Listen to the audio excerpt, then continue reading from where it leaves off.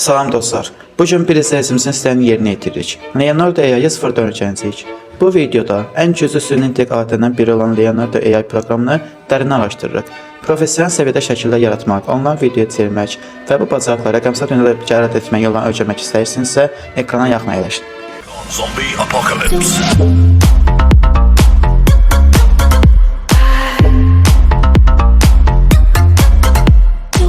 Açıqlamalarda verdiyim link vasitəsilə proqrama daxil oluruq. Ekranın sol tərəfinə baxdıqda bir pəncərə bizi qarşılayır ki, burada bəzi seçimlərimiz var. Məsəl üçün, Home pəncərəsi var. Bu ev pəncərəsi, yəni hal-hazırda daxil olduğumuz saytın ana pəncərəsi. Library var, kütüphanəmiz, hazırladığımız şəkil və videolar, loqolar hamısı burada düşür. Ondan sonra isə Image pəncərəmiz var ki, yaratdığımız istəyirsə şəkillərə baxmaq istəyirsə və yaxud onları düzəltmək istəyirsə, bu pəncərəyə daxil olaraq yaratdığınız şəkil seçib düzəldə bilərsiniz. Sonra Settings pəncərəsinə daxil olub buradan hesab məlumatlarınızı, hesab adınızı dəyişə bilərsiniz. Ən çox nələr haqqında yaratmaq istəyirsiniz, bunları seçə bilərsiniz. Və gördüyünüz kimi burada My Plan, mənim planım var ki, pulsuz yazılıb bura. Çünki mən abunəyi almamışam və mənə 150 token verib gündəlik. Bu tokenlər hər gün yenilənir. 150 token kimi yenilənir.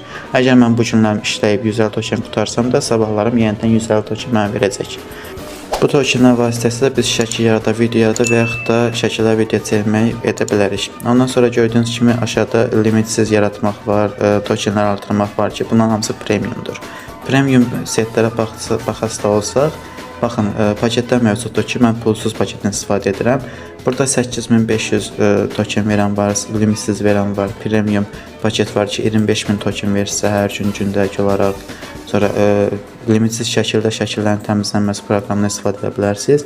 Bu özəlliklər var. Əgər siz bu proqramdan çox istifadə edəsi olarsınız və yaxud da ki, sizin işiniz sırf şəkil və yaxud da videodan keçirsə, bu paketi almanızı tövsiyə edirəm. Leonardo AI proqramı sadəcə və sadəcə promptlarla və yaxud da şəkilli video çevirmək üçün deyil. Burada məsələn aşağıda gördüyünüz draw pəncərəsi var ki, burada mən nə çəkərsəm sol tərəfdə, sağ tərəfdə eyni ilə onu göstərəcək. Baxın, gördüyünüz kimi mən burada bir smiley, yəni gülmə smiley çəkmək istəyirəm, eyni şey yaradır. Amma mən burada creatively vursam, yəni süni intellektdə Leonardo AI proqramda öz düşüncəsini versin tam şəkildə. O zaman mükəmməl bir effektli neon işıqlarla dairə yaradacaq mənim üçün. Sonra isə burada upscale pəncərəsi var ki, şəkillərin bulanıqlığını düzəltmək üçündür. Bura daxil olursunuz, yüklədiyiniz və yaxud da hər hansı bir şəkili bura daxil edib yükləyib, şəklin bulanıqlığını yığışdıra bilərsiniz. Bu proqram şəkil və videoya bağlı nə effektlər, nə işlər varsa, hamısını özündə cəmləşdirən bir proqramdır. Ondan sonra isə gördüyünüz kimi aşağıda bəzi şəkillər var. Bunlar nədir? Gəlin bunları da sizə göstərim. Öz fikrimi promptlarla izah edə bilmirəm, əmrlərlə izah edə bilmirəm. Aşağıda hazırlanmış süni intelligensiya, yəni Leonardo proqramı ilə hazırlanmış şəkillər var ki, bu şəkillərdən istifadə edib yükləyə bilərəm. Məsəl üçün, deyək ki, mənə lazımdır heyvan şəkilləri, ondan sonra rəngli, ahəng bir şəkil, sonra belə tablo və yaxud da ki, divar şəkli kimi deyim, bunlar lazımdır. Mən bunun üzərində tıklayıb sağ düymədən yükləyə bilərəm kompüterimə. Bunların hamısı pulsuz yükləmək. Ondan sonra gördüyünüz kimi Leonardo AI proqramı adi insan şəklinin baxın bulanıqlığını düzəldib. Yəni bu xüsusiyyətinə hamısı gördüyünüz işlər, yəni istəsəniz burada verə bilərsiniz və yaxud da istəsəniz paylaşmaya da bilərsiniz. İndi sizə bunu nəzərinə çatdırım ki, promptlar ikiyə bölünür. Güclü və sadə promptlar. Məsəl üçün, mən buraya hecat promptunu yazarsam əgər, mənə sadəcə və sadəcə bir pişik şəkli verəcək proqram.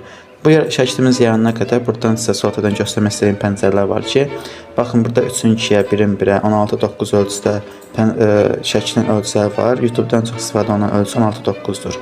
Ondan sonra da aşağıda isə yəni bir şəklini heç dəfə yaratmaq istəyir. Yəni, mən biri seçmişəm pulsuz limitli olduğum üçün. 2, 3, 4, 5, 6, 7, 8 belə var. Amma bunların hamısı pro və yaxud da ki, paketlə olan da olur. Sonra isə Auto Collection var ki, bu nədir? Məsəl üçün, mən heyvan paketi yaradıram, Animals. Mən və yaratdığım bu şəkil, pişik şəkli artıq Animals paketinə düşdü. Mən istəyirəm ki, bütün yaratdığım şəkillərin hamısını bir papka yerləşdirim. O zaman oradan Auto Collection-dan papka yaradıb, bunu içinə daxil edə bilərəm. İndi isə güclü prompta keçək. Məsəl üçün, mən fikrimi ingiliscə yazmada çətinlik çəkirəm deyək ki, gördüyünüz kimi Google Translate burada açıram, onun da linkini açılma qismində buraxacam. Google Translate-ə daxil olub öz fikrimi Azərbaycan dilində yazıb ingilis dilinə götürə bilərəm. Məsəl üçün mən istəyirəm ki, bu adi bir pişik şəkli olmasın. Mənə lazımdır ki, bir dənə pişik şəkli olsun, amma arxa fon qara olmasın. Ondan sonra işıqlandırması isə yaxşı olsun. Kinematik, yəni ki, işıqlandırma ilə olsun. İşıqlandırması həddindən artıq yaxşı olsun və 8K keyfiyyətində olsun. Baxın, burada translate elədi. Mən bu sözü götürürəm və Leonardo proqramında prompt yerinə yapışdırıram. İndi isə öz istəyimizi buraya yapışdırdıq və generate, yəni yaratma sözünü vururuq. Yuxarıda gördüyünüz kimi create'imiz 150 ilə başlamışdır. Birinci şəkildə 142, ikinci şəkildə 134-ə düşdük. Arxa fon qara olmasın yazsam belə, kinematik işıqlandırma üçün arxa fonu qara edib ki, işıqlandırma daha güclü görünsün. Yəni bu proqramın zəif promptudur. İndi isə mən istəyirəm ki, mənim bu yaratdığım pişik astronot pişik olsun. Arxa fon qara olmasın və hər bir söz eyni qalır. Sadəcə mən bura astronot pişik olsun sözünü əlavə edirəm. İndi isə yenidən yaratmaq sözünü vururam və gördüyünüz kimi bizim birinci pişik, ikinci pişik və bu isə yaratdığımız üçüncü pişik şəkli olacaq ki, arasındakı fərqləri özünüzə görə bilərsiniz. 126 kreditə düşdük artıq və burada bizim promptumuzun sayəsində istədiyim pişiyi tam da olmasa verdi. İndi isə mən burada sizə nəyə göstərmək istəyirəm? Sol tərəfdəki pəncərədə modelləri dəyişə bilər ki, bu modellər nədir? Şəkli yaradan motorlar. Burada bizim köməyimizə Phonex 09 satır. Nə üçün? Mən sizə əvvəldən dediyim kimi zəif və güclü prompt var idi. Biz zəif promptla işləyirdik. İndi isə güclü prompt Phonex 0.9-a keçirik. Ona görə ki, Advanced Settings var burada. Gördüyünüz kimi əlavə seçimlər gəldi. Small olsun, large, medium. Şəkilləri 4-dən yarada bilərsən, direkt 1 dənə, 2 dənə, 3 dənə. Fast Quality Ultra var, yəni şəklin keyfiyyəti, sürətli olsun, düşünsün, yoxsa ultra rejimdə çıxartsan. Bizə lazım olan Advanced Settings'ə negativ promptdur. Negativ prompt nədir? Yəni ki, şəkildə görmək istəmədiyiniz əmrlər. Məsəl üçün, mən bulanıqlıq görmək istəmirəm, aşağı keyfiyyət görmək istəmirəm. İndi isə bunu Google Translate-də yazıram, negativ prompt olanlar. Qara fon, bulanıqlıq, aşağı keyfiyyət və yarımçıq bir şəkil görmək istəmirəm. Və mən bunu yazıram, bunun ingiliscə olan hissəsini götürüb negativ promptdan yapışdırıram. Budur, yenidən generate sözünü vurarsam, söz promptum eyni qalıb. Sadəcə və sadəcə negativ prompt əlavə etmişəm. Və mən burada medium elərsəm, token çox çıxacaq, small elərsəm az çıxacaq. Məsələn, medium 16.9-a çox, medium 1.1-də az çıxır. Tokenlərin azlanma və yaxud da artma fərqini buradan nizamlaya bilərsiniz.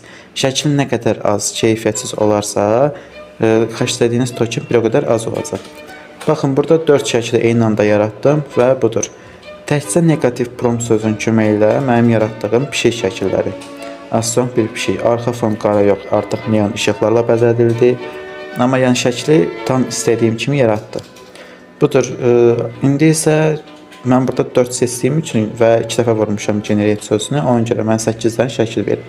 Baxın, gördüyünüz kimi yaratdığım adi bir pişik və rəngli bir pişik. Bunların arasındakı fərq sadəcə və sadəcə negativ promptlara görədir. Ona görə güclü prompt negativ promptlar sayılır. Çünki şəkildə məsələn nə görmək istəmirsiniz, onların hamısını qeyd edirsiniz və bunların hamısını bir neçə saniyə ərzində Leonardo proqramı sizin üçün yığışdırır.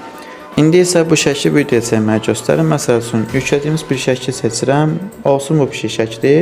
İndi isə mən bunu tokenim gördüyünüz kimi 78-dir. Yəni mən bunu bir dəfə videoya çevirə biləcəm.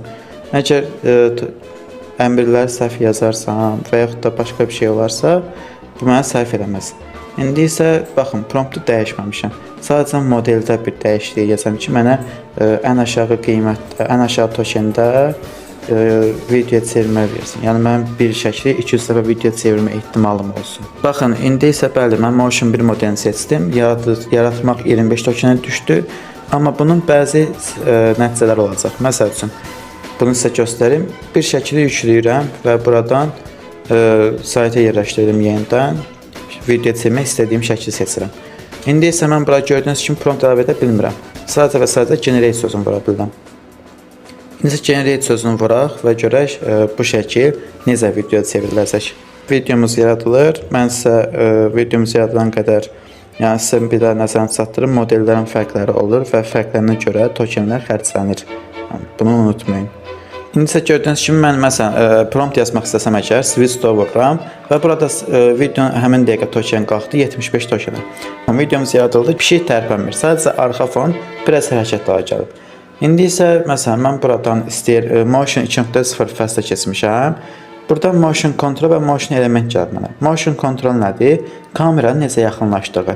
Kamera ancaq ətrafınızda mı dönsün, get-gedə sizə mi yaxınlaşsın? Burada hamısı nümunəsi var. Bunları bir-bir yoxlamaq istəyirəm. Məsələn, mən burada vururam sadəcə yaxınlaşmaq üçün. Motion element isə sizin karakterinizin, yəni ki, sesiniz, şəklin necə hərəkət etməsidir. Sine wave vuracam, yəni buradansa hərəkət eləsin deyə mən bunu seçirəm. İndi baxın, mən buraya nəsə yazsam belə yarada bilmirəm. Çünki tokerim çatmır. Və sonra mən nə edə bilərəm? Mənə bu video bu dəqiqə lazımdır. Bunun üçün qayıdırıq ana səhifəyə. Buradan hesabdan çıxış edirik. Ne kadar Gmail varsa bu sizin o kadar hesabınız deməkdir.